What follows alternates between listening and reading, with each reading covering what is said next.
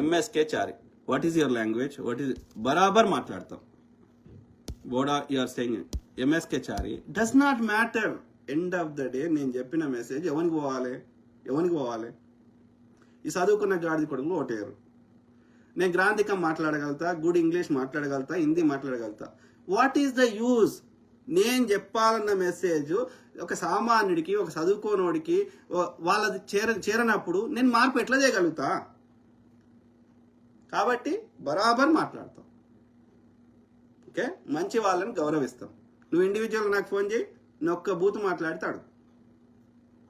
Okay, కానీ ఇక్కడ ఎక్కడైతే ఎథిక్స్ లేకుండా, మోరల్స్ లేకుండా, ఒక పద్ధతి లేకుండా, నువ్వు ఎథిక్స్ లేకుండా దోసుకుంటున్నప్పుడు, ఒక పిట్టల లెక్క శూద్రులని కాలుస్తున్నప్పుడు, దానికంటే నా బూత్ ఎక్కువ నారాయ్యా. ఇలా మొన్న అక్కడ ఏది ఆయన పేరు నేను మర్చిపోతే, భార్యాభర్తలు ఇద్దరిని తీసుకుపోయి నువ్వు వాళ్ళు లొంగిపోతాను ఒప్పుకున్నాక ఎందుకు కాల్చినావు చెప్పు నాకు. దానికంటే నా బూత్ ఎక్కువైందా చారి? నీకు కాలిస్తే నాకు నా ప్రాణం పోతుంటే నీకేమనిపిస్తలేదు, కానీ నేను నా బాధని వ్యక్తపరిస్తే నీకు అంతా ఇదవుతున్నది. మరి ఎట్లా చెప్తారు? పసుపు బోర్డు అంటివి, కవిత తెరిపియలే, నేను నిజాం షుగర్ ఫ్యాక్టరీ తెరిపిస్తా అంటివి. మరి తెరిపిస్తే మేము ఎందుకంటాం ఈ మాటలు? నువ్వు తెరిపిస్తే ఎందుకంటాం? అమెరికాలో ఉంటే ఏమవుతుంది రాయ్యా? అమెరికాలుంటే చేయితోటే కదా ఇదే నోట్లకే కదా పెట్టుకునేది, ఇంకేడ పెట్టుకోం కదా తిండి. అమెరికాలో భూమిలోకి వెళ్ళే కదా చెట్లు వస్తాయి. అదే భూమి కదా, అదే సూర్యుడు కదా. అమెరికా అయితే ఏం మారుతుంది? ఏం మారదు. అర్థమైందా? So end of the day మనం చేయాలనుకున్నది ఏంది, మనం చెప్పాలనుకున్న మెసేజ్ చేరే వాళ్ళకి జరుగుతుందా అని నేను ఆలోచిస్తాను. ఓకే, నేను గ్రాంధికం మాట్లాడితే నో యూజ్. చాగంటి మాట్లాడతాడు, అట్లా మాట్లాడాలి మస్తు మంది ఉన్నారు కదా. చాగంటి మాట్లాడతాడు, గరికపాటి గారు మాట్లాడతారు, ఇంకా అనేక మంది డే టు డే ఆయన పేరేంది కూకట్పల్లి ఎమ్మెల్యే జయప్రకాష్ నారాయణ మాజీ ఎమ్మెల్యే మాట్లాడతారు. అట్లా చాలా మంది ఉన్నారు గ్రాంధికం మాట్లాడేటోళ్ళు. అట్లాంటప్పుడు నాలాంటి అవసరం ఏముంటుంది? వాళ్ళ లెక్క 4 ముచ్చట్లు చెప్పి కాలక్షేపం చేసి పోవడానికి నేను వస్తలేను కదా, కాదు కదా. నేను మార్పు రావాలని కోరుకుంటున్నా. నాకు యూస్ కావాలి, కాలక్షేపం కావాలంటే చాలా మంది ఉన్నారు అట్లా. తులసి చంద్ గారు ఉన్నారు, తర్వాత ఇది ప్రొఫెసర్ నాగేశ్వరరావు గారు ఉన్నారు. వాళ్ళు చాలా మంది వాళ్ళకు ఇప్పుడు మార్పు తేవడం గొప్ప పని. మార్పు రావాలంటే నేను నా కొడుకు మెల్లగా చెప్తే వస్తుందా మార్పు అంటే? రావచ్చు, రాకపోవచ్చు. వాడు తప్పు చేస్తే నేను ఫిజికల్గా అబ్యూజ్ చేయకుండా కానీ చెప్తున్నా, మొరటిగా చెప్తున్నా. సో వాడి గిచ్చి అంటే వానికి జర గట్టిగా చెప్తే there is a chance, there is more chance. ఇప్పుడు అది ఉన్నది, అదేంది మెటల్ ఉన్నది, ఆ ఇనుముని వంచాలంటే నేను వేడి చేయాల్సిందే.